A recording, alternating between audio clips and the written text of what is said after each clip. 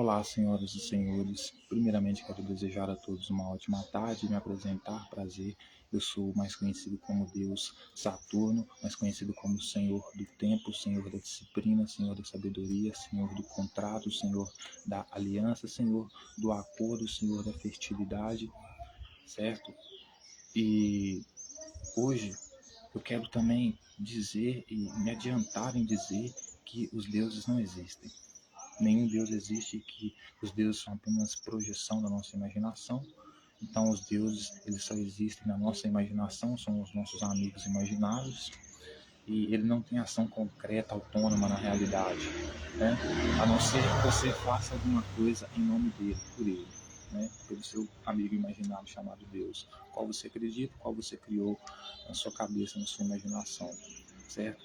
Mas não vou usar essa palavra mais. Eu estou utilizando esse, essa entidade Saturno apenas como um arquétipo, representando o seu símbolo, o seu arquétipo, certo? Então, com isso eu trago a disciplina, que é com isso eu trago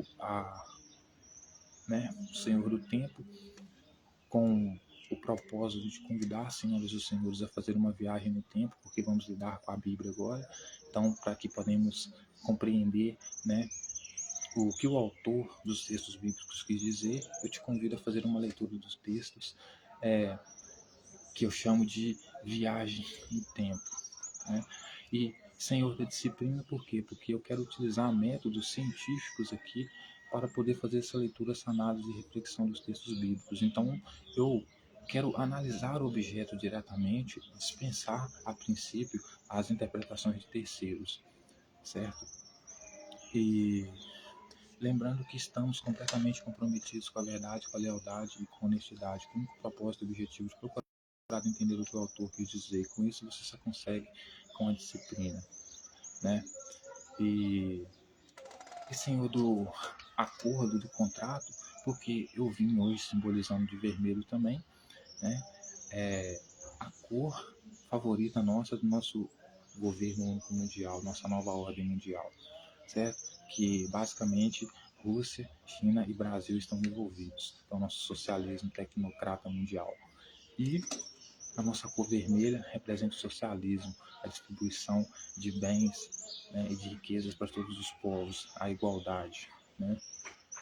E por isso eu estou agindo de forma tão simbólica, né? Então até as cores hoje elas carregam um significado. Hoje, dia 12 de outubro, né, um dia em que se comemora o dia de Nossa Senhora Aparecida, e muitos a conhecem como a Mãe de Jesus. Eu me coloco como um Senhor do Tempo, me encarno o Senhor do Tempo, justamente para a gente poder refletir a respeito dessa mulher e ver o que os textos bíblicos falam sobre ela, porque a única informação que nós temos a respeito dela estão nos textos bíblicos, é o que está na Bíblia, dela, de Jesus e outros mais personagens, né? E Maria, senhoras e senhores, como toda mulher, sofreu muito no passado, viveu um passado muito triste, um passado onde realmente a mulher só tinha um valor sexual. A mulher só tinha valor para reproduzir. O único valor da mulher era a reprodução, quando não fosse boa na cozinha, né? E a história de Maria não é diferente disso. Por isso eu te convido a fazer uma viagem no tempo, porque lendo os textos bíblicos, para entender o pensamento do autor, porque é claro que é mito, mas para entender o pensamento de quem criou o mito, né? A gente não sabe nem se Jesus existiu, imagina a mãe dele, né? Então, assim, a gente não sabe nem se a mãe dele existiu, imagina ele, né? Igual teve um dia que um cara veio me criticar, você acredita em Maria? Eu acredito em Deus, eu não acredito em Maria. Maria é um pedaço de barro, etc. Eu falei, não, realmente a representação dela hoje é um pedaço de barro, mas se Jesus existiu, claro, ele teve uma mãe, por que não poderia ser Maria? É um cidadão que não sabia pensar, né? Ou seja, ele crê num negócio que não vê e ele quer criticar os outros. Mas enfim, Maria, como os próprios textos dizem, ela serviu apenas ao grupo de Javé, para a gangue de Javé, para reproduzir um filho do qual teria o nome de Deus, de ser filho de Deus, o que significa que ele iria ser rei, ou iria agir como um rei, né? E ela foi obrigada a gerar um filho apenas por isso, né? Mas ninguém contou para ela, ou talvez ela já sabia, mas alguém deveria ter contado, principalmente a tropa de Yahvé, que o título que o filho dela carregaria seria um título que levaria ele à morte, a fazer o que ele fez, tudo que ele fez, segundo os textos bíblicos, né? A gente está aqui apenas refletindo dentro dos textos bíblicos, né?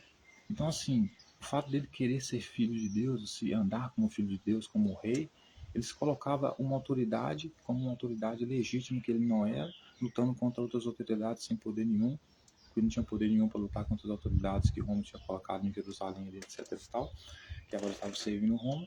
Então, ou seja, o caminho em que ele foi destinado, o projeto em que ele foi inserido pela grande radical fundamentalista religiosa de Yahvé, era resultado de morte na vida dele, porque ele realmente iria morrer, né? Por quê? Porque ele não era rei, ele não tinha autoridade. Yahvé, a tropa de Yahvé não tinha autoridade para exercer nenhum ali naqueles tempos, entendeu? Onde Roma estava dominando Jerusalém, etc. Então Maria, como toda mulher, ela sofreu muito. Então, como ela é uma mulher muito antiga, né? A gente vai falar da história dela, a gente vê que na história o Espírito Santo chega lá, inclusive tinha um pau, né, com certeza. Chega lá e diz para ela que ela é agraciada, ou seja, ela é feliz, ela é sortuda porque ela vai gerar um filho que vai ser filho de Deus, ou seja, vai ser o rei dos judeus. Mas na verdade, o que ela estava gerando, concretamente, era um filho que iria sofrer, morrer, para cumprir um papel que nem sequer ele teve poder de escolha, não pôde escolher. Porque desde pequeno foi doutrinado, ensinado que deveria fazer aquela função e agir como um terrorista, que de fato ele agiu, e acabar morrendo do jeito que morreu, né? Então, Maria, ela sofreu muito, porque não poderia fazer nada pelo filho dela, e ter que ver o filho dela morrer desse jeito, acredito que não é bom para nenhuma mãe, que realmente gosta de ser mãe, né? Uma mulher que gosta de ser mãe. Então, hoje,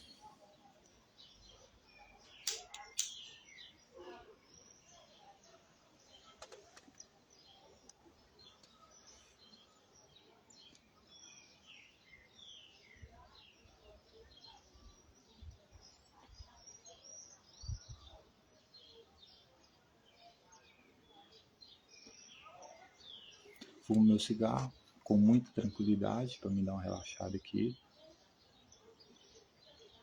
para a gente começar a nossa leitura do texto. Lembrando que estamos comprometidos com a verdade, com a lealdade, com a honestidade, com o único propósito e objetivo de procurar entender o que o autor quis dizer. Uma interpretação mais científica, mais racional e principalmente mais autêntica, né? Posso chamar assim, né? Mais independente.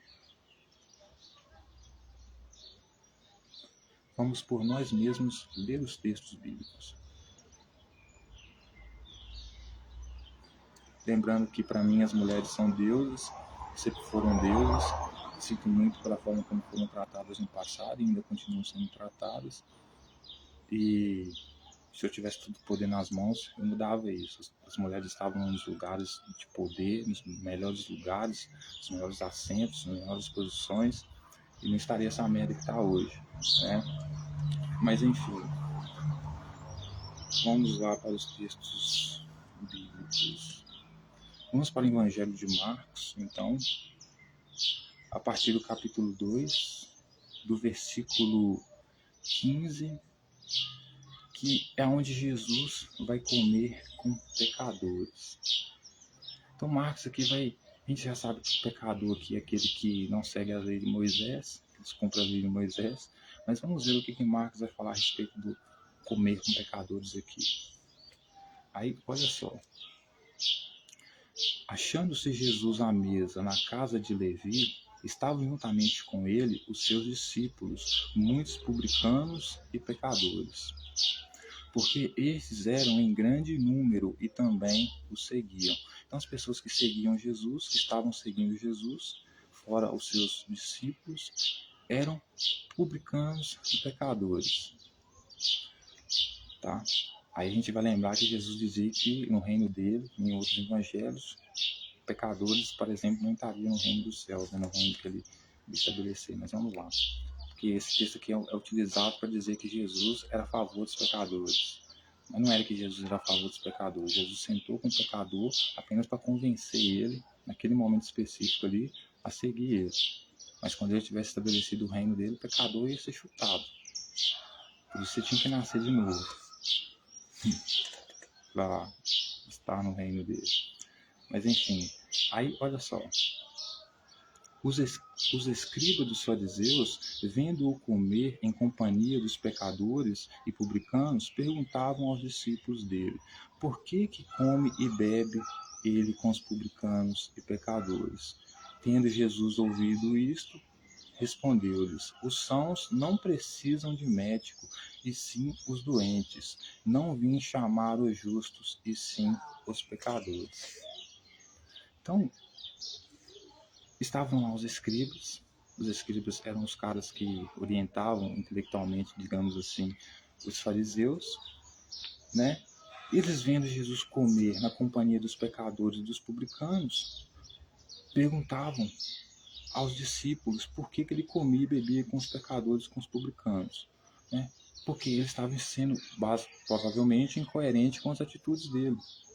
Se por um lado ele dizia que pecadores, ele vinha espalhar um evangelho lá, né, que ele vinha trazer o reino dos céus, e no reino dos céus não entraria pecadores, o fato dele estar comendo com pecadores agora seria uma incoerência da parte dele. Ou ele é contra, você não pode ficar, você tem que decidir, ou é sim ou não, ou você sabe ou não sabe, né? Então, deveria ser coerente que ele, é claro que a Bíblia é muito incoerente, mas enfim, vamos fazer julgar os textos, né, a narrativa. Então, os escribas e fariseus que, obviamente, acompanhavam aquela multidão que seguia Jesus, estava seguindo ele, vendo o discurso que Jesus tinha, etc. e tal, que no reino dele não entraria pecador, que ele vinha trazer o reino dos céus, cuidado com o dia da vinda do Filho do Homem, né? Ai das mulheres que estiverem grávidas naquele dia, vai trazer o reino dos céus, e ele se referindo a ele, que era ele que ia trazer esse reino dos céus aí, junto com o exército de virgens, 144 mil virgens dele, né? Estabelecer esse reino e não ia ter pecador, homossexuais então não ia ter, etc e tal, ninguém poderia entrar que fosse pecador, então que todos se arrependessem e que nascessem de novo, e ao seguir eles iriam nascer de novo, etc e tal. Então, portanto, só aqueles que seguissem ele, que amassem mais a ele do que o pai, do que a mãe, que abandonassem tudo para seguir ele, abandonassem o velho homem, nesse sentido, teriam acesso a esse reino dos céus. Que deixassem de ser homossexuais se fossem homossexuais, deixassem de ser adúlteros se fossem adúlteros, se possível for, nem se casassem. Certo? Mas aí, um certo dia, os escribas e fariseus veem que ele está comendo com uma multidão de pecadores e perguntam para os discípulos dele por que ele está comendo com publicanos e pecadores. Aí Jesus, tendo ouvido isto, ele vai responder. E ele responde dizendo que os sãos não precisam de médicos. Quem que são os sãos aqui? Né? São os que ele vai chamar de justo. E quem que são os pecadores aqui? É o que ele vai chamar de doente. Então Jesus, por exemplo, seria um cara que na época dele defenderia a cura gay. Porque a lei de Moisés não proíbe homem se relacionar com outro homem. O reino dos céus que ele ia trazer não proibia também a homossexualidade, nem adultério. Então, para ele, quem adulterava era doente. Quem era gay era doente. E quem estava são e era justo eram os que não eram homossexuais, que não eram adúlteros, mas acima de tudo matavam os adúlteros e homossexuais. Tanto que ele deu provas de que era realmente contra homossexuais. Ele era contra trabalhar no sábado, mas era contra mulher adúltera, por exemplo. Porque quem manda tirar a primeira pedra que não tem pecado é ele. O que ele quis dizer com aquilo lá? Né? Se uma mulher peca e você leva ela até o sacerdote para apedrejar, ele é o primeiro a tirar a pedra, significa que nos termos de Jesus, então, atira a primeira pedra, que é quem for sacerdote no meio deles, então, para matar aquela mulher adulta. Então, se tem algum sacerdote no meio de vocês aí, atira a primeira pedra, porque é o sacerdote que não vai ter pecado, certo? Então, ou seja, mulher adulta ele era a favor de matar. Então, para ele, quem matava mulher adulta, por exemplo, era um justo. Quem matava um homossexual era um justo.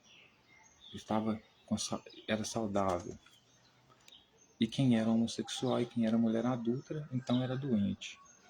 Quem adorava outros deuses, que não fosse o Deus de Jesus, por exemplo, era doente, né? E ele não tinha vindo para chamar os justos, e sim os pecadores. Então, a resposta que Jesus dá, né? Porque muitos vão dizer assim, não, Jesus sentava com os pecadores para comer com os pecadores, porque ele era humilde, ele queria os pecadores, né? Ou seja, essa falsa humildade dele, ela tinha um preço. E qual que era o preço? O preço era que ele estava sentando com os pecadores, os adúlteros, os homossexuais, que são doentes.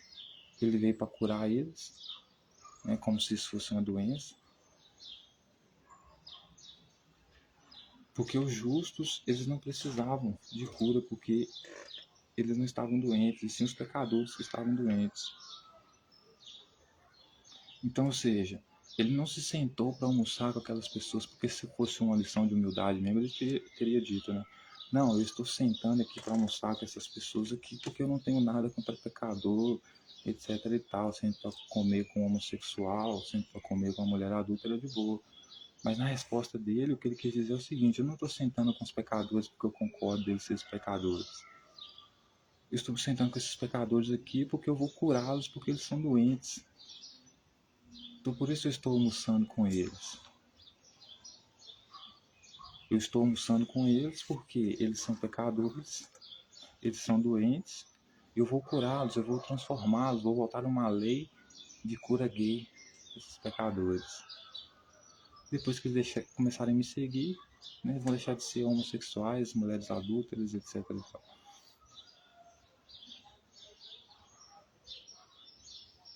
Tendo Jesus ouvido, respondeu-lhes: os sãos não precisam de médico. Então, ou seja, aqueles que matam homossexuais, aqueles que matam mulheres adúlteras, aqueles são sãos, eles não são doentes. Eles não são homossexuais, eles são adúlteros e eles seguem a lei. Eles matam homossexuais e matam adúlteros. Então, eles estão são, eles não precisam de médico, ou seja, eles não precisam de mim, porque ele está se colocando como médico ali, né? Mas sim os doentes. E quem que eram os doentes? Era a multidão que estava sentada com ele. Porque eu não vim para chamar o justo, aquele que eu quero que já mata homossexual, porque ele já faz o que eu quero, mata homossexual mesmo. Eu vim chamar os que são pecadores, porque esses que são pecadores, eles são doentes. Por que eles são doentes? Porque eles adulteram, eles são homossexuais, eles têm divórcio. Aí ele vai dizer, do jejum. Ora, os discípulos de João e os fariseus estavam jejuando. Vieram alguns lhes perguntaram, por que motivo jejuam os discípulos de João e dos fariseus, mas os teus discípulos não jejuam? Respondeu Jesus, podem porventura jejuar os convidados para o casamento enquanto o noivo está com eles? Durante o tempo em que estiver presente, o noivo não pode jejuar. Não podem jejuar. Dias virão, contudo, em que lhes será tirado o noivo, e nesse tempo jejuarão. Ninguém costura remendo de pano novo em veste velha, porque remendo novo tira parte da veste velha e fica maior a tortura. Ninguém põe vinho em duas odres em novo. Ninguém põe vinho novo em odres velhos. Do contrário, o vinho romperá os odres, e tanto se perde o vinho como os odres, mas põe-se vinho novo em odres novos. Então, dentro desse discurso aqui de comer com pecadores, ele vai continuar dando a resposta dele, porque, de novo, os fariseus vão perguntar, e os escribas, para os discípulos de Jesus, por que vocês jejuam, os discípulos de João jejuam, perguntando para Jesus, né? Os seus discípulos jejuam, ou seja, estão seguindo a nossa tradição judaica, mas esses seus seguidores aí que você chama de pecador, de doentes, que você veio curar, eles não jejuam. Aí Jesus vai responder para eles: eles não jejuam porque não pode um convidado ficar sem comer quando o noivo está sobre a mesa. O noivo, no caso, era ele, né? Porque é isso que ele propunha com os seguidores, uma aliança, né? E qualquer aliança dele é nascer de novo. Então, assim, se vocês são homossexuais, vocês são mulheres adultas, a partir do momento que vocês passam a me seguir, vocês estão curados. Vocês estão curados. Vocês não são mais homossexuais, vocês não são mais mulheres adultas. Então vocês marcam as mulheres que são adúlteras e matam os homossexuais, porque aí vocês vão ser justos.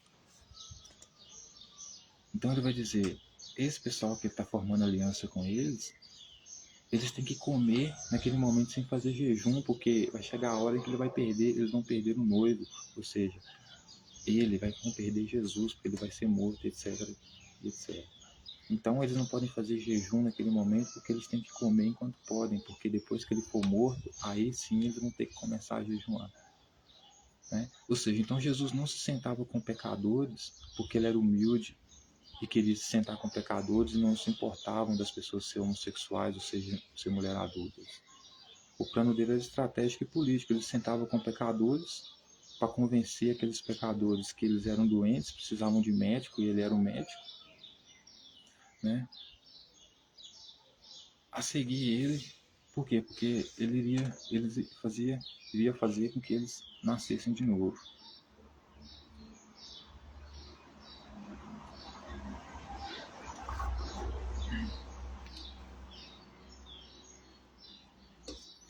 Né? Então, ou seja, ele termina dizendo que não tem como você colocar vinho em outros velhos, né? Porque você desconserva o vinho, você estraga o vinho, se referindo aos pecadores que estavam com ele, né? Na resposta dele. Então, ou seja, eu estou enchendo essas pessoas aqui que são pecadores de conteúdo, modificando elas, né? Treinando elas, para que quando eu for, ou seja, restaurando elas por fora, né? Para que quando e por dentro, para que quando eu for adicionar o meu conteúdo a elas, ou seja, o conteúdo, o vinho, né? Palavras dele, ensinamentos dele, esses ensinamentos surjam frutos dentro dessas pessoas. Então, no sentido de que se são pecadores, são doentes, serão curados. Então não serão mais homossexuais, como se fosse questão de cura, né? Querem cura gay, não assinei.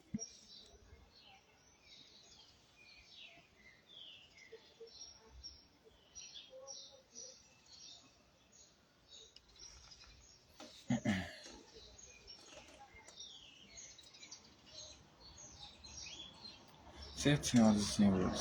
Então, Jesus se sentava com os pecadores, né, para comer, ou se sentou com eles num momento específico para comer, não porque ele era humilde ou que não ligasse com que as pessoas fossem pecadores, ou seja, que adorassem outro Deus, ou que fossem homossexuais, que fossem mulheres adúlteras, que fossem a favor do divórcio.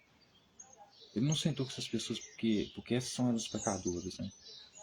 Ele não se sentou com elas porque ele era um cara legal, de boa, da diversidade.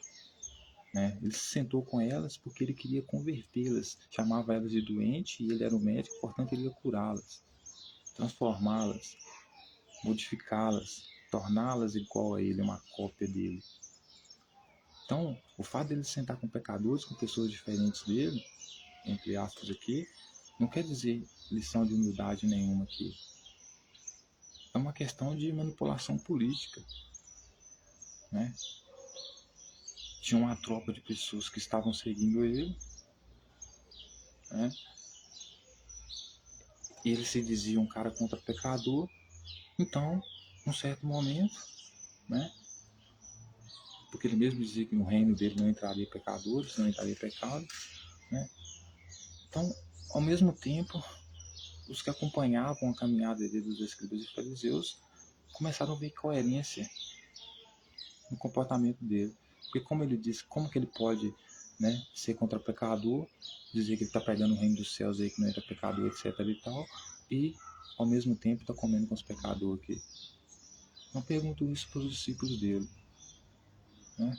Então ele ouvindo isso vai responder basicamente que ele está comendo com os pecadores porque é estratégia política, porque ele está convencendo que os pecadores são doentes, ele é o médico, então ele vai trazer a cura, né?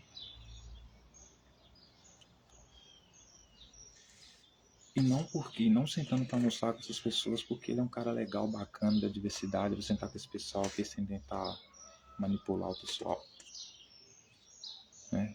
Aí depois ainda vai continuar dizendo que o fato de ele estar comendo com aquelas pessoas é para demonstrar para aquelas pessoas que ele é tipo o noivo daquelas pessoas, está formando uma aliança com aquelas pessoas.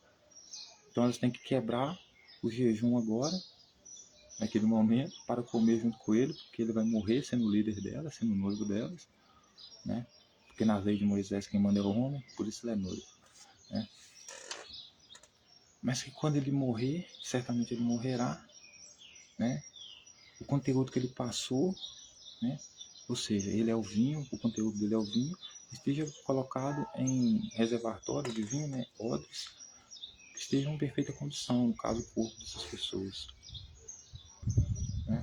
Então ele não senta para comer com as pessoas por humildade, né? Ele senta para manipular, né? Porque primeiro que essas pessoas não são pecadoras, não são pecadoras, porque pecado é uma invenção do sacerdote, né? Segundo que Deus não existe, né? E terceiro que elas não são doentes por ser pecadoras. Um homossexual, um gay, não é doente porque é gay, né? Uma mulher adúltera não é doente porque é mulher adúltera.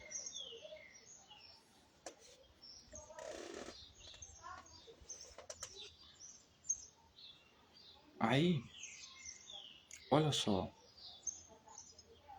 Jesus é o Senhor do sábado, a partir do versículo 23. Ele continua dizendo assim: ora, aconteceu atravessar Jesus em dia de sábado as searas, e os discípulos, ao passar, colhiam espigas.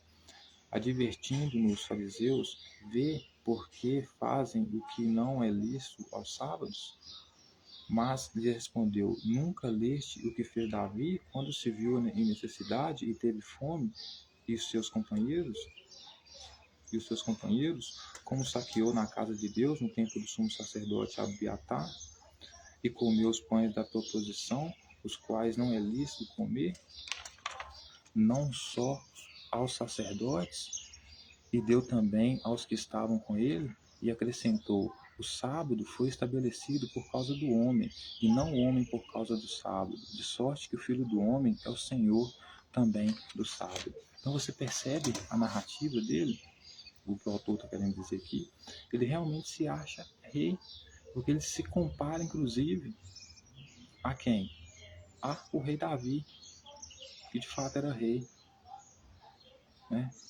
Então, quando ele vai quebrar a lei do sábado, porque a lei do sábado do judeu era o seguinte: não poderia trabalhar no dia de sábado, né? Porque é o dia 7, né? Dia sagrado do judeu lá, né? Descanso, né?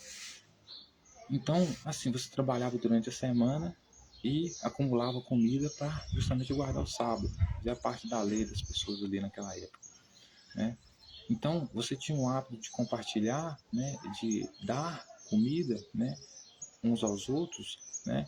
Justamente por causa disso, porque se você não pudesse trabalhar no sábado porque você estava machucado, o seu vizinho poderia compartilhar comida para você. Talvez ninguém compartilhou comida com Jesus, ele sendo judeu, talvez porque ele não era tão querido assim, né?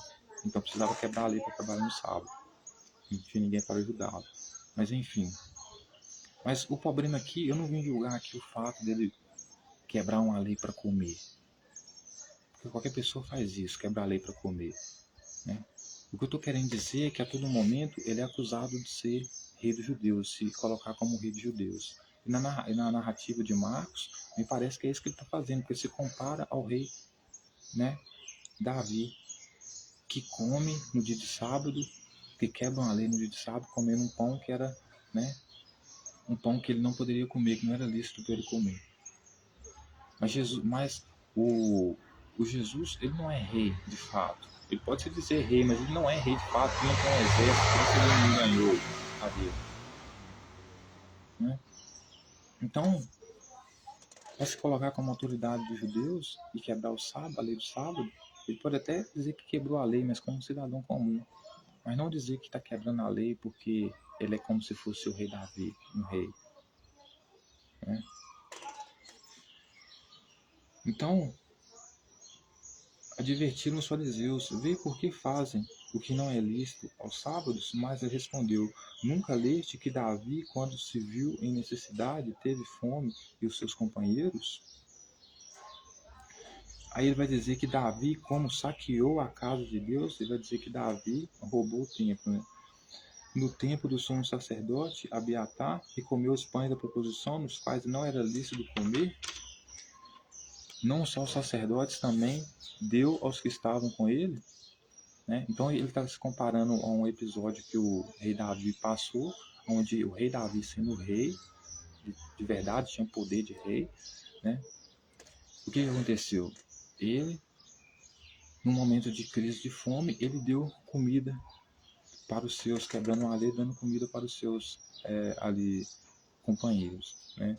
Ele, portanto, Jesus, portanto, estava com fome naquele dia de sábado, e ele, sendo o líder daquelas pessoas, ele estava quebrando a lei para dar comida àquelas pessoas. Até aí, tudo bem, né? Porque se você convida uma pessoa para fazer parte do seu movimento e você não dá nem comida, mano, você também tá por fora, né? Aí ele vai dizer: e acrescentou: o sábado foi estabelecido por causa do homem, e não o homem por causa do sábado. Isso aí é verdade. O sábado foi estabelecido por causa do homem. Quem é esse homem? O rei. O rei decidiu que não pode. Quem é esse homem? O rei. O rei decidiu que não pode trabalhar no dia de sábado. Né? Assim como Deus foi criado pelo homem. Não, não Deus criou o homem. Né? Do mesmo jeito, o sábado foi estabelecido por causa do homem e não por causa do sábado. E não o homem por causa do sábado. Né? De sorte que aí ele vai continuar dizendo: de sorte que o Filho do Homem é o Senhor do sábado. Então ele termina dizendo para as pessoas ali que ele é o Senhor do sábado. Para ele ser o Senhor do sábado, ele teria que ser o cara que faz a lei do sábado. Quem faz a lei do sábado é o rei, mas ele não é rei ali. Ele não é rei. Davi era rei. Davi era rei. Ele não era rei. Ele não tinha ferramentas de rei que um rei tem. Não tinha exército, cavalaria, não tinha castelo, não tinha nada disso. As pessoas viam ele como filho de José, a não ser os discípulos dele que viam ele como filho de Deus, mas as outras pessoas, em sua maioria, viam ele como, ainda mais da passagem lá do pão da vida, depois que ele começa a se autoproclamar o pão da vida lá, o pessoal começa a sair de perto dele, porque, né? Só que ele não é o Senhor do sábado, né? Por quê? Porque ele não é rei. Mas o fato dele se comparar a Davi é como se ele estivesse se colocando no mesmo patamar de rei, ao violar a lei do sábado, certo?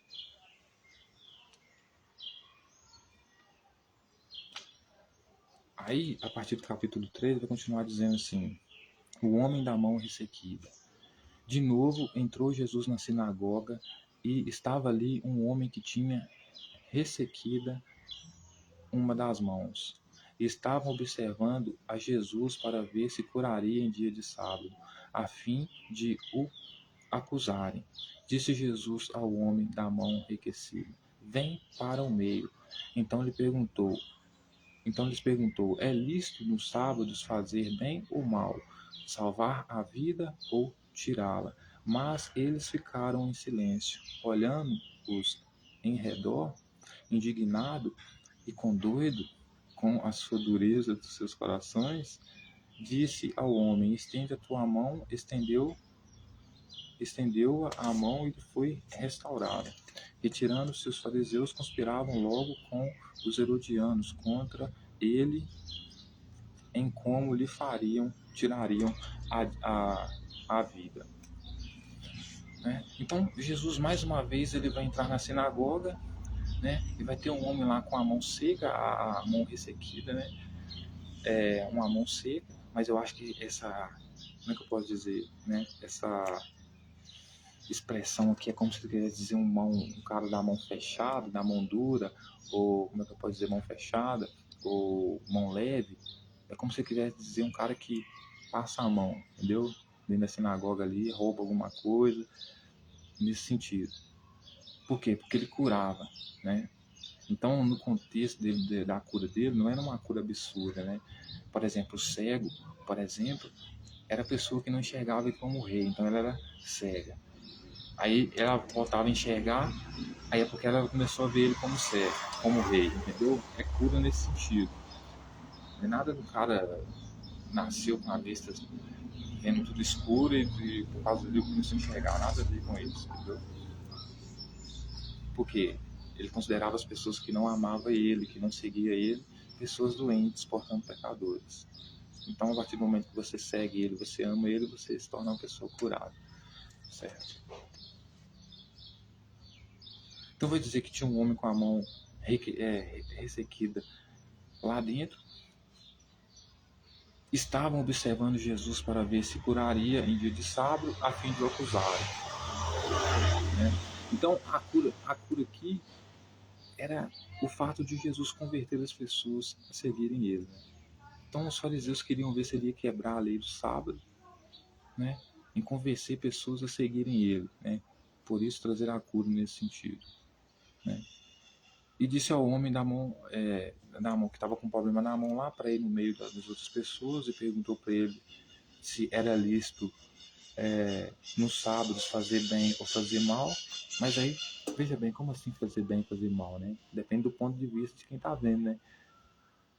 Para Jesus, o que ele está fazendo é bem e mal, porque é bem, quer dizer, por quê? Porque ele está convencendo as pessoas a seguirem ele, isso é bem para ele.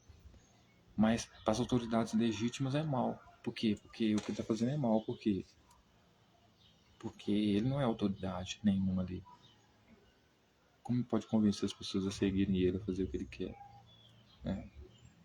Então ele pergunta para o homem se é lícito, se é legalizado fazer o bem ou o mal no dia de sábado. Mas aí vai depender do ponto de vista de cada um, né? Aí ele vai dizer salvar a vida ou tirá-la, né?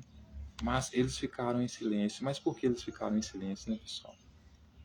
Por quê? Porque você não vai nunca como você responder uma pergunta dessa, né? Porque o que Jesus estava fazendo, que ele via como bom, poderia ser mal para outros, né?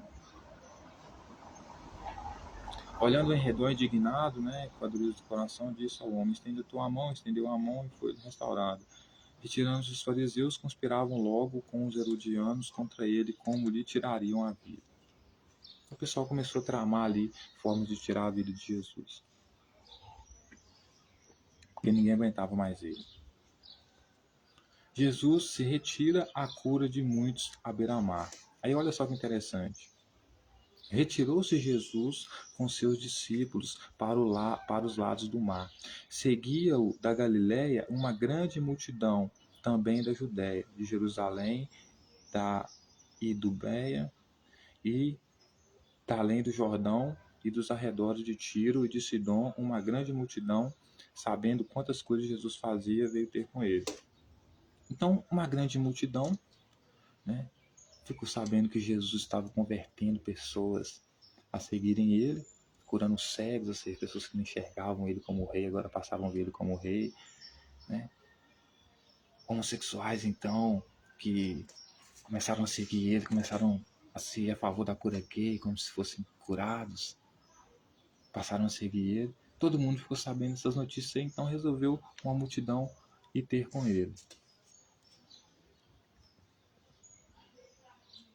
Então, recomendou aos seus discípulos que sempre lhes tivessem pronto um barquinho por causa da multidão, a fim de não o comprimirem. Pois curava a muitos, de modo que todos os que padeciam de qualquer enfermidade se arrojavam a ele para o tocar. Então, as pessoas que estavam morrendo das enfermidades, porque aí é muito interessante você prestar atenção, né, no morrer das enfermidades, né? Porque senão você vai chegar no, como é que eu posso dizer, na falsa conclusão, na conclusão errada, de que esses enfermos aqui, por exemplo, eram pessoas que tinham câncer e Jesus curava. Não, Jesus não tinha poder para curar câncer. A cura aqui se tratava de uma questão política mesmo, ideológica, entendeu? Então um cara com a mão ressequida é um cara que roubava ali, por exemplo, dentro do templo. Aí Jesus fez com que ele não roubasse mais ali na sinagoga. O cara que não enxergava, o cara que não via ele como um rei, né? O cara que mancava, talvez porque ele tinha algum problema na perna, Jesus passou uma pomadinha ali lá com a medicina alternativa que eles tinham que ser pego, curou o cara. Cura nesse sentido, curas possíveis, entendeu? Você faz com mão de obra, não um milagre besta, entende? Que nem existe, né?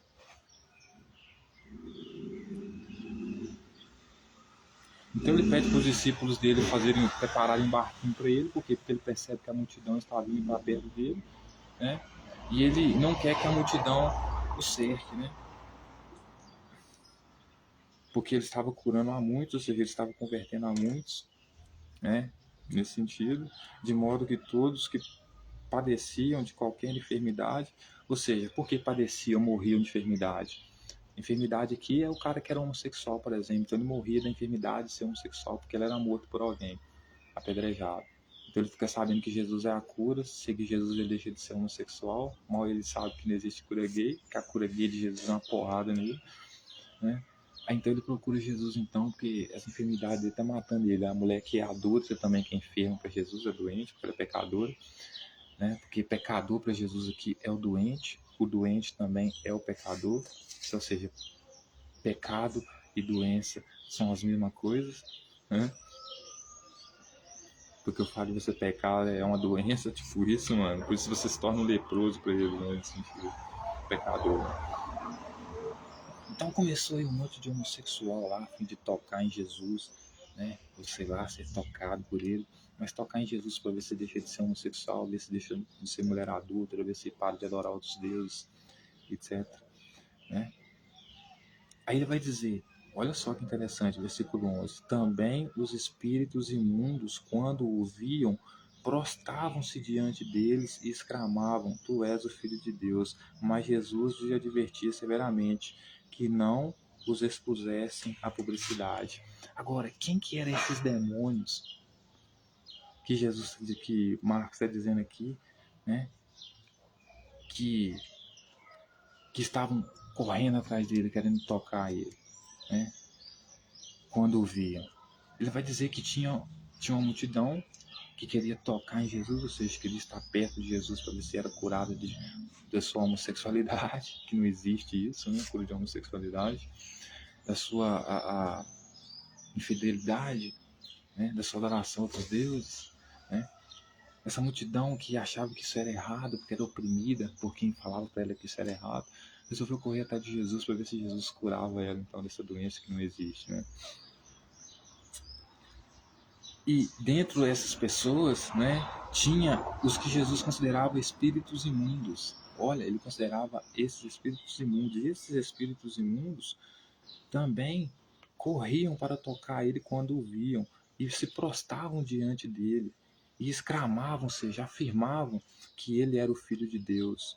Mas Jesus advertia eles severamente que não os expusessem à publicidade. Então Jesus, para quem que Jesus advertia para não expor a publicidade dele? Aos discípulos. Quem que é, quem que chamava Jesus de Filho de Deus? Eram os discípulos.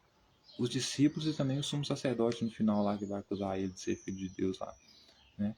E ao mesmo tempo ele também, porque ele, quando se compara ao rei Davi lá, ele está se colocando como filho de Deus, porque filho de Deus é o rei. Por isso Davi é filho de Deus, né? Mas Jesus, quem Jesus advertia severamente para que não expusesse isso aí sobre ele, que ele era filho de Deus, eram os discípulos dele. Então Jesus está chamando os discípulos dele de espíritos imundos, de demônios, tá? Que quando viam ele, se prostravam diante dele, exclamando que ele era filho de Deus. Sabe por que eram os discípulos? Vamos ver aqui. Tem versículos que falam sobre isso.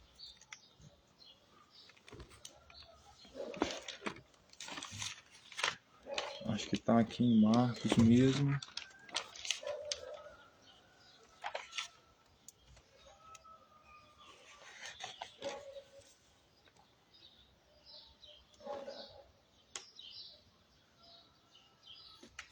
Olha para você ver que, por exemplo, em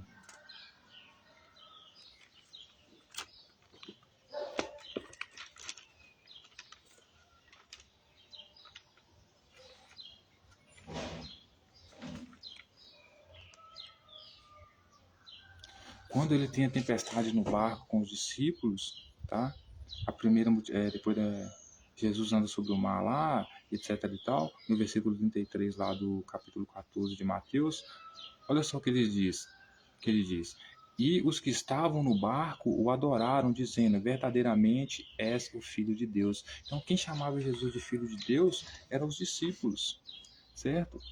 Então, porém, os discípulos, que Jesus vai chamar de demônios, espíritos imundos, que quando viu ele se adoravam, exclamavam que ele era o Filho de Deus, era Pedro, que era o mais baba-ovo, e os outros discípulos também. Lá em Mateus, capítulo 16, versículo 13, a confissão de Pedro, diz assim, ó, indo Jesus para a banda de Cesareia, de Felipe, perguntou aos seus discípulos, quem diz o povo ser o Filho do Homem?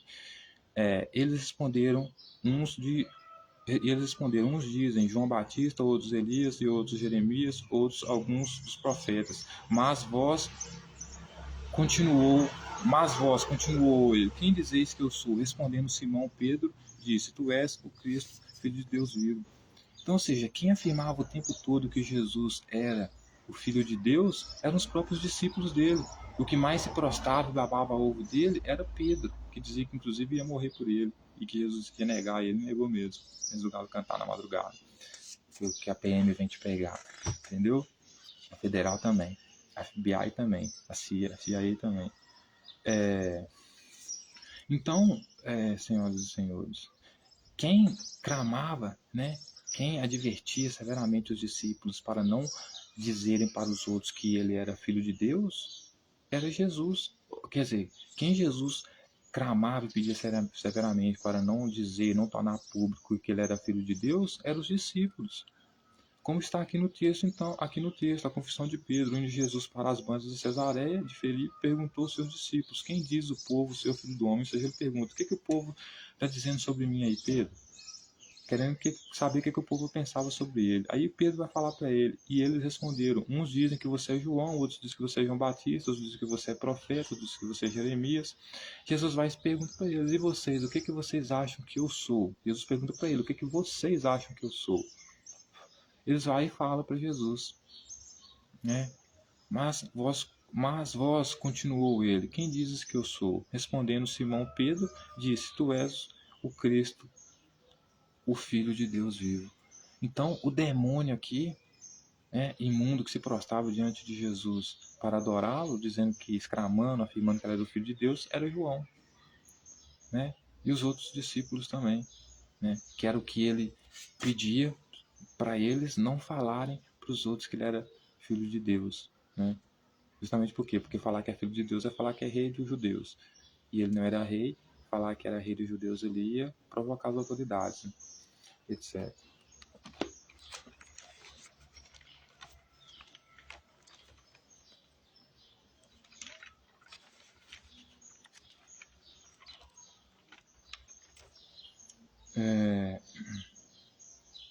E também o sumo sacerdote, que quando Jesus vai ser preso lá, acusa ele de ser filho de Deus lá. E ele, concordando, né, em vez de se defender, dizer eu não sou filho de Deus, segundo o narrador, concorda dizendo, é você quem diz. Você está dizendo, então é isso.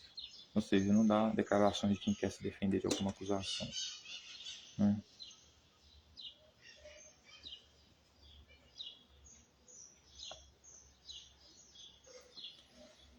Aí ele vai continuar dizendo, depois subiu ao monte e chamou os que ele quis, e vieram para junto dele. Então designou 12 para estarem com ele, para enviar a pregar e a exercer autoridade e expelir demônios. Então, ou seja, ele considera Pedro um demônio e vai chamar Pedro para ser expulso, para ser discípulo dele, para expulsar pessoas como Pedro.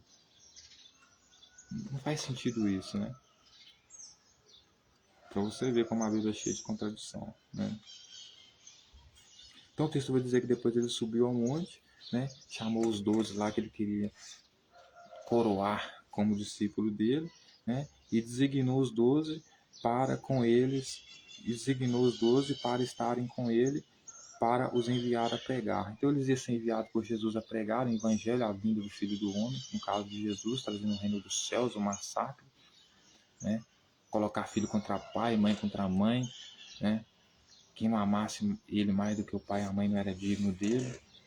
Até a mulher grávida ia ser passada a fio da espada no dia que seria o dia de terror, as pessoas desmaiariam de terror, seriam arrebatadas, seriam levadas cativeiro pelo exército de Jesus. Então, ele designa esses 12 discípulos para pregar isso e para exercer a autoridade de expelir demônios. E lembrando aqui que os demônios também são os sacerdotes, né? Porque os sacerdotes, o sumo sacerdote, por exemplo, para ele o demônio é aquele que, como ele vai dizer que são espíritos imundos, os demônios são aqueles que ficam exclamando que ele é filho de Deus, afirmando que ele é filho de Deus, que ele é rei dos judeus. E quem afirma isso também, né, quando ele está sendo preso, é o sumo sacerdote. Você é filho de Deus, etc. E tal, você exclamando lá, ele fala tudo disso, né? Enfim. Então Pedro, por uma parte, também é um dos demônios, espíritos imundos que se ajoelham para adorar Jesus, né? Mas ele está dando autoridade para Pedro, né? Sendo um demônio, né? A expulsar os outros demônios que são também os sacerdotes que afirmam que ele é filho de Deus, né? É por isso que os sacerdotes mais à frente, os escribas e fariseus mais à frente, vão questionar ele, né? Você quer expulsar demônios em nome de Beelzebul, sendo o Beelzebul o maioral dos demônios, ou seja, falando para ele, você é o rei dos demônios aqui para nós. E você quer expulsar os demônios no seu nome, ou seja, expulsar os seus discípulos no seu próprio nome? Como assim? Né?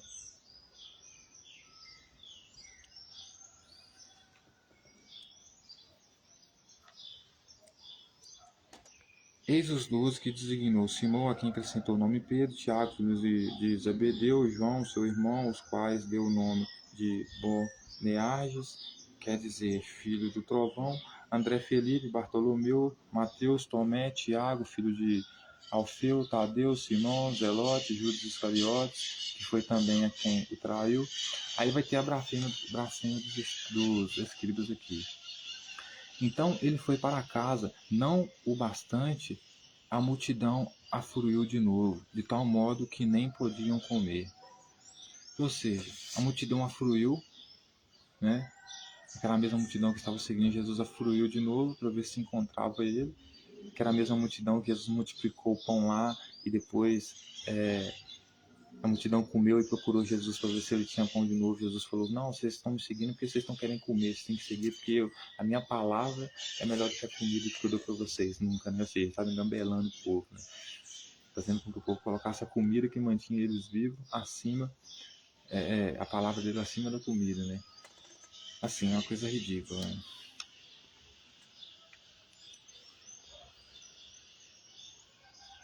Então ele foi para a casa dele, a multidão se afluiu lá em volta da casa dele, de modo que ele não podia nem comer, né? E quando os parentes de Jesus ouviram isso, saíram para o prender, porque diziam estar fora de si. Então, veja bem, senhoras e senhores, quando né, os parentes de Jesus ficaram sabendo que a multidão estava ali atrás de Jesus ali, né, os parentes de Jesus, né, quando eles ouviram isso, eles saíram para o prender, porque diziam estar fora de si. Então os próprios parentes de Jesus passavam muito sufoco com ele. Queriam prender Jesus dentro de casa, né, para Jesus não sair, porque achavam que Jesus estava fora de si, estava louco, né, porque tinha uma multidão atrás dele, procurando ele porque queria ter ele talvez como um rei, né, e Maria, sendo uma mulher lúcida, queria que Jesus não se envolvesse nisso, porque ela sabia que Jesus não tinha autoridade nenhuma de rei, ele não era rei, né? Não de fato, talvez ela passava a mão na cabeça dela, isso é rei, mas de fato não era.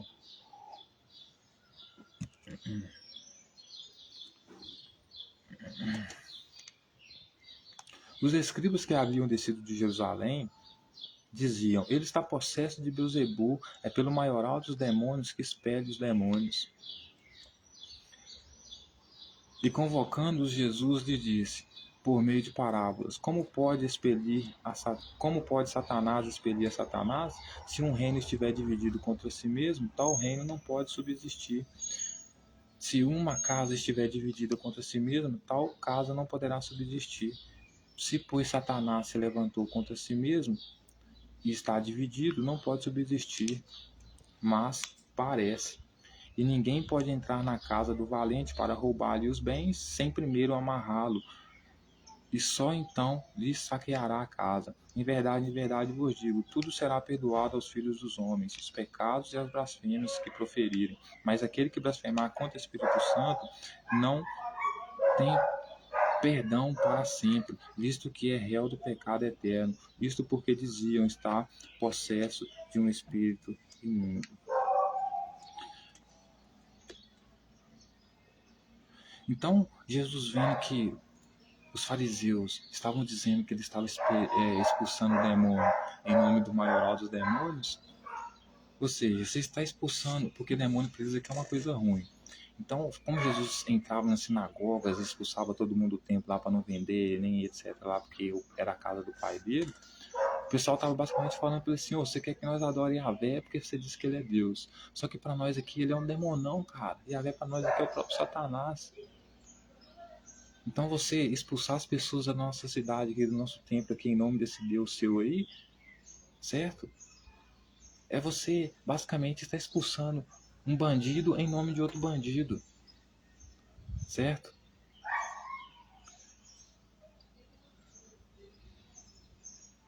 Só que aí Jesus vai falar com eles que, em verdade, todos, em verdade, digo-vos que tudo será perdoado aos filhos dos homens. Então, assim, os pecados e as blasfêmias que proferirem. Então, quem que é o filho do homem aqui? É ele. Então, ele está dizendo que todas as blasfêmias e os pecados que ele proferir será perdoado. Porque ele se coloca como filho do homem, ele não se coloca como filho de Deus. Por isso ele vai falar da vinda do filho do homem, a própria vinda dele, né? Que é a mesma coisa, o rei dos judeus é a mesma coisa, certo? Só que é uma forma de ele disfarçar, em vez de falar que ele é filho de Deus, ficar na cara para os judeus que ele está se colocando como o rei, então ele fala que ele é o filho do homem, que é a mesma coisa de ser filho de Deus, se colocar como o rei dos judeus, mas aqui com palavras diferentes. Justamente por quê? Porque ele não falava da mesma forma que ele falava com parábolas para algumas pessoas não entenderem, assim ele colocava nome e expressões diferentes para se identificar e se comunicar com o povo dele lá, certo? Então ele vai dizer: em verdade, vos digo que tudo será perdoado aos filhos dos homens, os pecados e as blasfêmias que proferirem. Por isso que ele está falando que ele será perdoado. Por quê? Porque ele foi acusado, inclusive, de blasfêmia, né? Contra Deus, né? Você viu na testa dele um título de blasfêmia contra Deus também, né? Dos judeus, né? Então ele vai dizer que os pecados deles vão ser perdoados e as blasfêmias deles vão ser perdoadas. Mas ele vai dizer que aquele que blasfemar contra o Espírito Santo não tem perdão para sempre, visto que é réu de pecado eterno. E quem que é o Espírito Santo? O Espírito Santo foi o cara que gerou ele. O cara que gerou ele foi o Espírito Santo. Esteve lá na porta de Maria lá, que colocou Maria sob o seu poder, sensualizou com Maria lá, meteu a vara e fez um filho. Certo? O Espírito Santo não é um Gasparzinho que atravessa a parede, é uma pessoa. É uma metáfora com o nome do Espírito Santo, entendeu? Então ele vai dizer assim: aquele que blasfemar contra o Espírito Santo, esse vai ser réu de morte, de pecado. Esse vai ser réu de pecado eterno. Por quê? Porque é isso que os fariseus estão falando. Jesus está expulsando pessoas em nome desse Deus aí, que na verdade o Deus dele que gerou ele é o próprio Espírito Santo. E na verdade você está expulsando demônios em nome de outros demônios, porque, veja bem, os próprios saduceus, a classe saduceus, que era uma classe hierárquica ali de poder legítimo ali da época, eles não acreditavam no Espírito Santo. Não acreditavam no Espírito Santo, não existe Espírito Santo. Não acreditavam na palavra do Espírito Santo, que foi o que disse para Maria que Jesus seria rei. filho de Deus. Porque o Espírito Santo se achava Deus, né? Porque quando os filhos de Deus desceram do céu e tiveram relações sexuais com a filha dos homens, os filhos de Deus aqui, os filhos do rei, no caso que o Espírito Santo é um filho de Deus, ou seja, uma hierarquia dentro do céu, das autoridades ali, que tem relação com Maria, né? E geraram de gigantes, pessoas muito conhecidas, que no caso era quem? Jesus, né?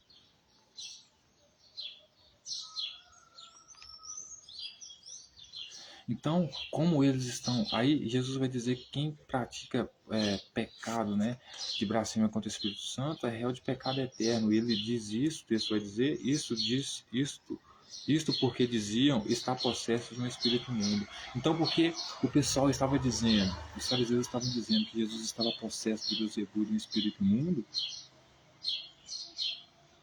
Jesus diz para eles isso, porque Jesus diz para eles que aquele que blasfemar contra o Espírito Santo não terá perdão, porque eles estavam dizendo que Jesus estava possesso do espírito imundo. Então quer dizer que o espírito imundo que eles estavam falando que Jesus estava possesso era o Espírito Santo.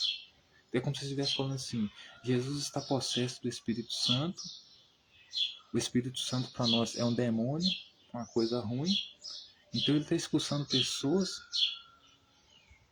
né, em nome do Espírito Santo, que é quem gerou ele, que é quem é o pai dele, que é quem é o Deus da vida dele, né? Ele está expulsando pessoas daqui em nome... É um demônio expulsando pessoas em nome de outro demônio. Então, vocês estão blasfemando contra o Pai de Jesus, que é o Espírito Santo aqui, né? Dizendo para Jesus o seguinte: ô Jesus, o negócio é o seguinte, para nós você está possesso de demônio aí, cara.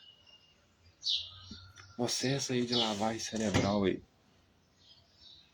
certo? Porque você está expulsando demônios em nome de outros demônios. Porque se você diz que está expulsando os fariseus, que são demônios, que são as pessoas que você expulsa dos templos, das sinagogas, etc e tal. Só que esses demônios que você diz que está expulsando, você está expulsando em nome de outro demônio, que é esse tal Espírito Santo aí que você que te gerou aí. Que diz que você é alguma autoridade que vai expulsar aqui os demônios, que são as autoridades aqui, fariseus, etc e tal.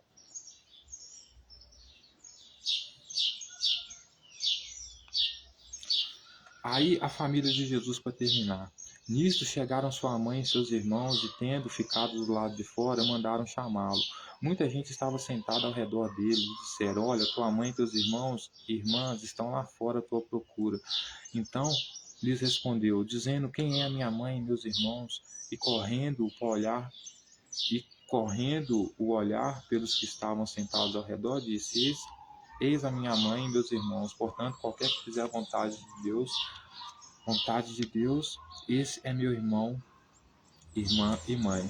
Então Jesus ainda ensinando, né, dentro da sinagoga lá, né, chegaram a mãe dele, os irmãos dele lá, do lado de fora, né, mandaram chamar ele lá: ô pessoal, chama Jesus aí para nós aí, vamos conversar com ele. Muita gente estava sentada ao redor dele, né, muita gente estava sentada ao redor dele. E aí que é um monte de gente sentada ao redor de Jesus, e eles disseram para ele, né? Disseram para ele: Jesus, a tua mãe e teus irmãos estão lá fora da tua procura, te procurando, sei lá, estão te chamando lá, os que estavam perto dele. Então ele respondeu, Jesus respondeu para ele dizendo que a mãe dele, perguntando quem que era a mãe e os irmãos dele. Como se Jesus estivesse fazendo uma pergunta retórica, né? Quem que é minha mãe e meus irmãos? Aí ele vai dizer, correndo a olhar pela sala, ou seja, nos que estavam ali, dizendo que a mãe e o irmão dele, dizendo, eis a minha mãe e meus irmãos, portanto é o que fizeram a vontade, portanto, qualquer que fizer a vontade de Deus, esse é meu irmão e minha irmã. Então, de um certo lado, Jesus está basicamente dizendo assim: Maria, ela foi minha mãe, porque ela me gerou, isso ela fez uma vontade do meu Pai, de Deus, o meu Pai, que é o Espírito Santo que me gerou, né? Certo?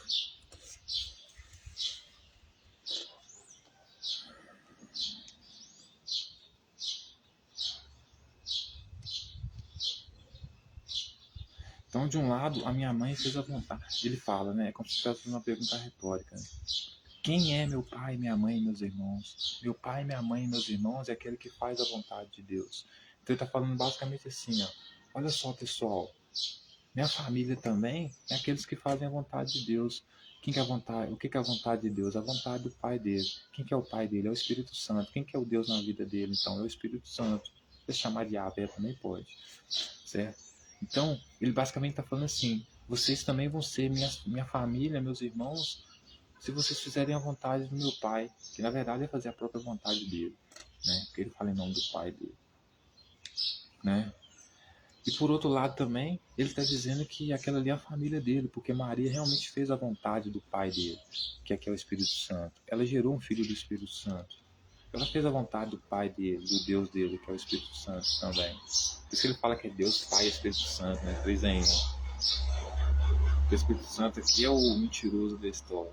Ele é o enganador da história. Mentiu para Maria, que tinha relação com Yahvé lá, que tinha poder de fazer Jesus Deus. Mentiu para todo mundo que caiu nessa história, se fudeu. Né? Caos total, pessoal. Caos total.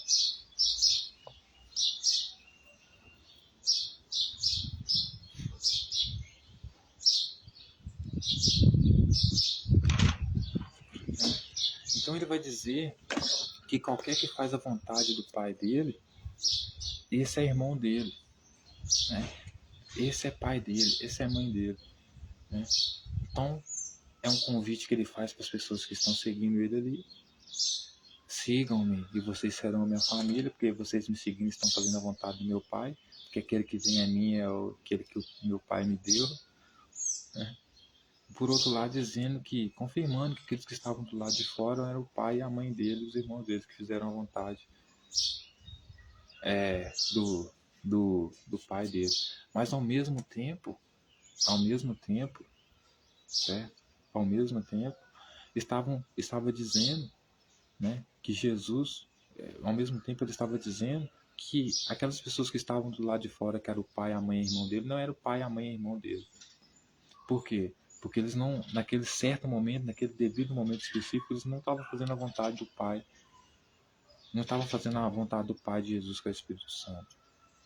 Por quê? Porque naquele momento eles mandavam chamar Jesus dentro da sinagoga, porque queria interrompê-lo, queria fazer com que ele parasse de fazer aquele discurso, porque acreditavam que ele estava fora de si, acreditavam que ele estava louco. Então a família de Jesus, ela sofria muito porque ela achava que Jesus estava louco, saía ensinando essas coisas na sinagoga, chamando os outros de doentes, porque era pecador, condenando as pessoas que não acreditassem no Pai dele ao pecado eterno, sem perdão, né? Ameaçando que o dia da vinda dele, que já havia chegado, seria um dia de matança, de vingança, né? Que passaria, até a mulher grávida seria passada a espada, coitada da mulher grávida que estiver grávida naquele dia, queria levar pessoas a cativeiro, por isso iria arrebatar pessoas, dois numa cama, um sumirá, dois no campo, um sumirá, ou seja, levando a cativeiro, arrebatando, né? Dizia que seria dia de terror, que as pessoas desmaiariam de terror, né? Ou seja, ia trazer o dia da matança, por isso que ele dizia, vim trazer a espada, não vim trazer a paz, vim trazer, fazer pai ficar contra pai, família contra família, né? Então a mãe dele, como via ele ensinando todas essas coisas, né, se colocando como um rei, Maria também não botava lá muita fé no Espírito Santo nada, queria ser rei nada, Maria era mais pé no chão. Em um certo momento da vida dela, tenta parar Jesus, conter Jesus, porque acredita que ele está fora de si, que ele está louco, que está ameaçando as autoridades, ameaçando todo mundo, dizendo que é o pão da vida, que é mais importante na vida das pessoas do que o próprio alimento que elas trabalham, porque o alimento que elas trabalham, que mantém elas vivas de comer, perece, mas a palavra dele não perece, então elas têm que seguir a palavra dele, que é o mais importante, abandonar a família, tudo para seguir ele. Então, ou seja, Maria achava que Jesus estava louco, fora de si, realmente acreditando que era Deus. Então, nesse momento específico, ele está rejeitando a família dele como família dele, porque família dele, nesse momento específico, é quem acredita nele. Portanto, quem acredita no pai dele, que ele veio para ser rei, etc. e tal. E o que Maria está fazendo é tentando impedir ele, porque acha que ele está louco. Então, ou seja, ela não é a pessoa mais agradável para Jesus nesse sentido. Porque na verdade ela está tentando impedir ele de fazer a vontade do pai dele, né? Nesse momento específico. Então até o momento que ela fez a vontade do pai dele, porque ela é um escravo, não tinha como não gerar ele, né? Então ele estava fazendo a vontade do pai dele. Mas a partir do momento que ela quer impedir Jesus de fazer essas loucuras, se colocar contra as autoridades da época, né? Ameaçar todo mundo, aí não, aí a família dele é só quem apoia a vontade do pai dele, que é aqueles que estão ouvindo ele naquele círculo ali dentro da sinagoga. Então, voltando ao ponto inicial, senhoras e senhores, Maria foi uma mulher que sofreu muito. Das mulheres antigas, dentro dessa historiografia aqui, dessa literatura que eu posso chamar assim, a mulher que mais teve a história mais triste, mais sofreu. Porque viu o seu filho ser cooptado, né, modulado por uma ideologia, por uma narrativa, uma mentira de que ele iria ser rei, sabendo que ele iria morrer porque ele não tinha capacidade de expulsar os romanos que estavam ali, e nem expulsar as autoridades judaicas que os romanos se haviam colocado ali. Então, ela sabendo que poderia perder os filhos, né? Obviamente sabia que não seria rei porra nenhuma, porque até o cara que gerou o filho nela lá, que talvez até estrupou ela, entendeu?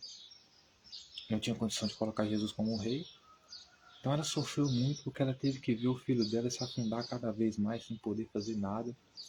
Porque o filho dela simplesmente foi gerado para ser um soldadinho de guerra lá, morrer, virar escudo, um escudo humano, né, da tropa de Yahvé, e não poder salvar o próprio filho dela, né? Não poder convencer ele a parar de ser louco, né? Porque enquanto Jesus julgava os outros, dizia que os outros estavam doentes e pecadores, verdadeiramente a pessoa que estava doente e pecadora ali era ele, né? Que não era coerente, né? Dizia que não poderia trabalhar no sábado, se colocando como o rei Davi, então por isso estava quebrando a lei do sábado, porque ele era o senhor da lei do sábado, o senhor do sábado. Mas ao mesmo tempo manda os escribas, na questão da mulher adúltera, matar, atirar a primeira pedra quem não tem pecado. Ou seja, numa tradição onde quem é pego por adultério, quem atira a primeira pedra é o sacerdote, é a autoridade. Então, quando eu falo que aquele que não tem pecado atira a primeira pedra, ao invés de dizer não atira a pedra a ninguém, é o cara que está corroborando com que qualquer autoridade que estiver no meio daquelas pessoas ali, que seja sacerdote, é testemunhado aquela mulher adulterando, pega e atira a primeira pedra. Então ele era contra o divórcio, coisa que os judeus haviam entrado em um consenso em liberar o divórcio. Então, porque quando você é contra o divórcio, você é contra as mulheres, né? Você é misógino, né? Porque para a mulher tem que ser muito fácil entrar num relacionamento, muito, muito infinitamente mais fácil sair dele, né? Então, quem não tem pecado atira a primeira pedra. Condena uma mulher por adultério, seguindo as leis de Moisés, mas ao mesmo tempo quebra a lei de trabalhar no sábado, né? E sem contar que você nem precisa trabalhar no sábado, porque a própria tradição ali é feita para isso, né? O mandamento de dividir o alimento é justamente para isso, né? Para quando você não puder trabalhar, ou quando por causa de uma lei você não puder trabalhar, você poder pegar emprestado com o seu vizinho, né? Para não precisar quebrar a lei, né? Mas ele acha mais importante quebrar a lei de trabalhar no sábado, que é o dia de descanso das pessoas, né? Ao invés de fazer a coisa certa, não trabalhar no sábado, mas perder a ajuda, né? Ou se preparar. Para ele é mais importante trabalhar no sábado do que liberar uma mulher pega por adultério. Porque ele diz que adúlteras não entrariam no reino dos céus dele, né? Homossexuais também não. Então, assim, Maria foi uma mulher que sofreu muito com o comportamento radical e extremista do filho dela, a ponto de ver seu filho tomar as piores decisões da vida sem poder impedir fazer com que ele seguisse um caminho diferente. Principalmente por quê? Porque ela não tinha controle sobre o próprio filho, porque o filho que foi gerado nela, dessa gangue do Espírito Santo aí, foi gerado apenas como um objeto de luta, apenas para jogar no campo de batalha, como se a vida não tivesse significado nenhum, valor nenhum para aqueles que o geraram para um objetivo, que era o que o Espírito Santo fez, engravidou Maria. Trazer ele para incluir ele nessa luta armada dos Espíritos Santos aí, a tropa do Espírito Santo que os saduceus não gostavam, nem acreditavam, para trazer o reino dos céus, né?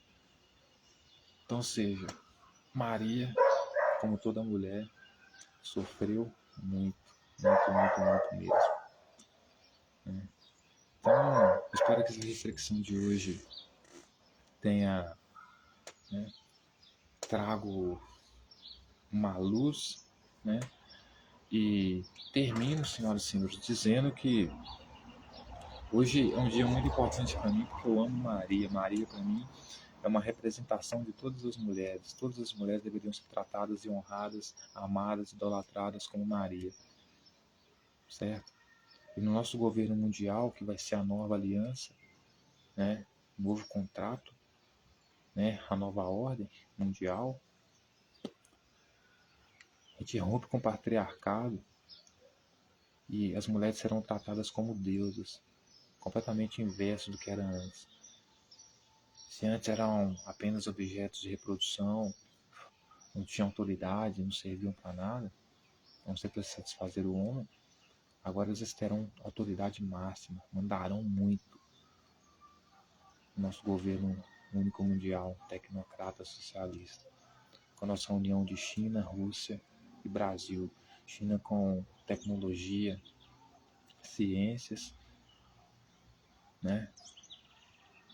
Rússia como força militar, Brasil como agricultura, China também como criação de cidades inteligentes, ou seja, cidades melhores, com muitas câmeras, entendeu? Onde tudo que você precisa seja 20 minutos da sua casa, assim como aqui na minha cidade é. Tudo que eu preciso está apenas 20 minutos da minha casa, não preciso nem de carro, a não ser que eu precise viajar para fora.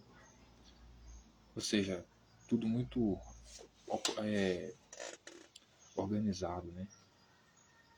E só assim mesmo, né? Nosso governo vai ser assim. As mulheres mudaram muito, são deuses, declaradamente nossas deusas. Que devemos reverência, amor, submissão. O patriarcado aqui, os homens não vão ser mais melhores do que as mulheres, né? Então, termino dizendo que Maria, para mim, é um exemplo de uma mulher que sofreu muito, né? Se eu for analisar as narrativas do texto, né? A gente não sabe nem se existiu, né? Mas se existiu e fosse como está escrito aqui, realmente é uma pessoa que sofreu muito, história triste, né? Acho que para toda mãe que ama o seu filho. Então, termino essa mensagem aqui hoje, né? E sejam bem-vindos à nossa nova ordem mundial, sejam bem-vindas mulheres. Amo todos vocês, minhas deusas lindas, maravilhosas, perfeitas. Vocês são tudo de bom. E feliz 12 de outubro, que para mim é o Dia das Mulheres, de que a mulher para mim tem que ser tratada como deusa, né? E que homenagear Maria seja homenagear todas as mulheres, né? E é isso. Termino essa mensagem aqui. E Jesus é um filho, foi um filho que fez sua mãe sofrer muito, né? E muito porque ele não teve escolha também, porque ele foi doutrinado, a mente dele foi formada, né? Formatada e formada. Foi... não teve escolha, né? É como um cara que é treinado em quarto escuro, sem acesso ao mundo, e quando é jogado ao mundo, não consegue se adaptar, né? Porque era isso, né? Que as pessoas que eram homossexuais, na verdade, não eram doentes, não precisavam de cura. As pessoas que não eram que eram adultas, não eram doentes, não precisavam de cura, né? Essas pessoas estavam sendo, as pessoas que adoravam outros deuses, não estavam sendo doentes, pecadoras, não precisavam de cura. Estavam apenas sendo elas mesmas, vivendo o mundo que o nosso governo mundial vai trazer, que é o mundo das liberdades, da diversidade. Você poderá ser quem você quiser ser. Não fazer o que quiser fazer, porque tem pessoas que querem matar por esporte. Você não vai poder matar pessoas no nosso governo mundial. né? Continuamos com a mesma política, né? De que, com o mesmo mandamento, digamos assim, né? Que pra gente é bem melhor 10 culpados soltos do que um inocente preso, né? Então, é isso, pessoal. Até mais. Fiquem bem. Amo vocês. Beijão. E é isso aí. Salve a nova ordem mundial. Te amo, China. Então, foi por você, né, graças à sua influência, que a minha primeira atividade física, mano, que desenvolveu minhas habilidades para dançar break e depois fazer capoeira, foi o Kung Fu. A disciplina do alongamento do Kung Fu. Por isso eu amo a entidade Saturno, eu encaro a entidade Saturno, né? Com Kung Fu você aprende que na briga de mestres, né, quando uma academia vai decidir quem é melhor que a outra, é uma aula de disciplina, porque os professores, os mestres não colocam os alunos para brigarem entre si para defender os seus interesses. São os alunos que se juntam para ver os seus mestres brigarem, lutarem, e aquele que ganhar a luta de mestres, de líderes, esses então são vencedores. Disciplina do Kung Fu, né? Do qual minha cultura também, né? Um pouco também, né? Então, assim, não é aqui no Ocidente, né, onde os líderes colocam seus soldados, que no caso seriam os alunos desses professores de Kung Fu, para lutarem, batalharem entre si, enquanto eles continuam vivos e promovendo a matança, né? Que a matança é promovida, a morte de inocentes é promovida por causa da liderança deles, né? Porque eles nunca vão em campo, em batalha para lutar, né? Então, por isso a China para nós é um modelo civilizacional perfeito, né, para o nosso governo único mundial. Então, por isso, agradeço a todos, tenham um ótimo dia, né? Que tal seria melhor colocar, por exemplo, né, Israel e Hamas dentro do ringue? Quem ganhar do outro ali é o vencedor, em vez de usar os seus soldados para se matarem entre si, matar a população, com todas as possibilidades de chance de problema existir, porque o problema existe porque eles são líderes, eles estão na liderança, né? Enquanto a liderança não se revolve, né, as pessoas inocentes continuam morrendo e etc. Então, até mais. Tamo junto. E lembre-se, não seja um filho como Jesus. Ouça sua mãe. Principalmente se ela disser que você está parecendo um louco, tentar te conter, como a mãe de Jesus fez por ele. Se tivesse ouvido a mãe dele, ele teria vivido mais que 83 anos de idade. Que é a verdadeira idade que um adulto consegue chegar se tivesse tornado adulto de verdade, cidadão formado, né? Se você for um moleque, você não vai chegar até os 40. Que crescer, né, pessoal? Tamo junto. Distribuição de renda para todos, educação para todos, saúde para todos, entretenimento para todos, tecnologia para todos, tudo para todos. Esse é o nosso governo mundial. Tamo junto.